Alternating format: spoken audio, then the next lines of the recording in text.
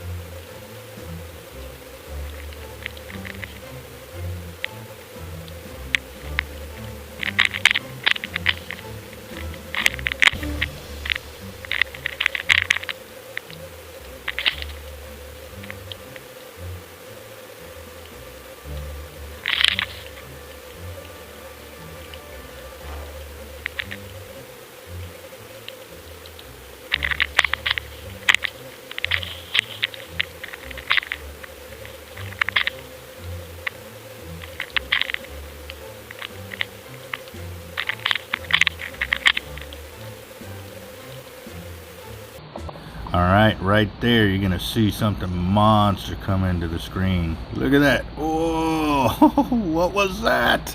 That goes back to my theory that these perch are creating so much commotion in the water, and that's why that big old fish came by and tried to sweep at them.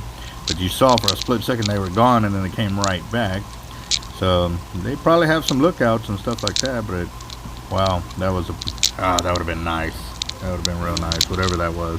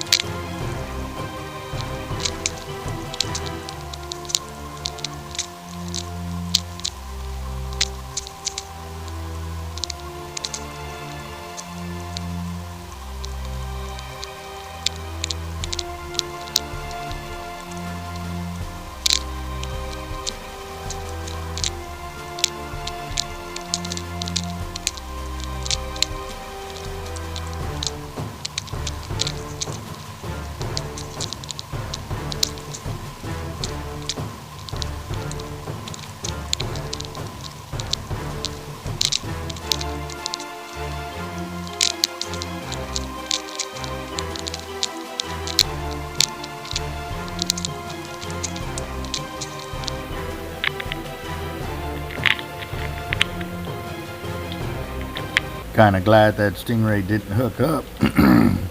But it also showed that the perch weren't really afraid of the stingray. Wonder what the stingray was feeding on or wanting to eat if he didn't want to go for any of those perch there. And perch are tearing up that bait. Look at that.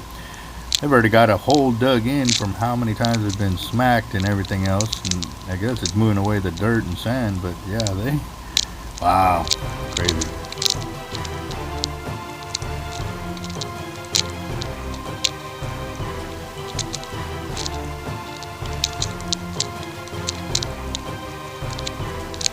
Even the puffer's trying to get in on the action. That's pretty cool. That would have been a pretty cool catch to bring in, but also again, still not what I'm looking for, but we'll keep it rolling.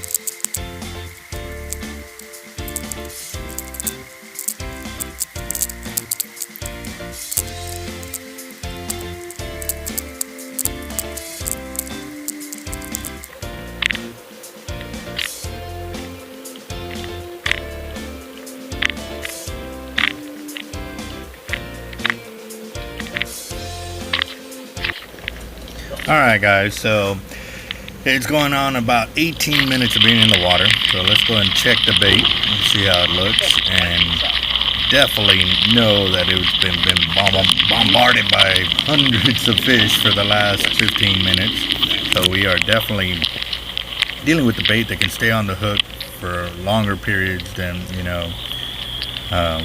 we've been getting with the fish gum. However, like I said, it's casted in a different area, and I'm testing out the different flavors and stuff like that. And that big fish did come through. I mean, it was real close to that fish gum or fish bite, and it didn't take it. So I wonder if they are going for the live fish. And yeah, that sand trout there, I actually caught it on the other rod, and I thought it was this video, but it's not. So stay tuned, got more action coming.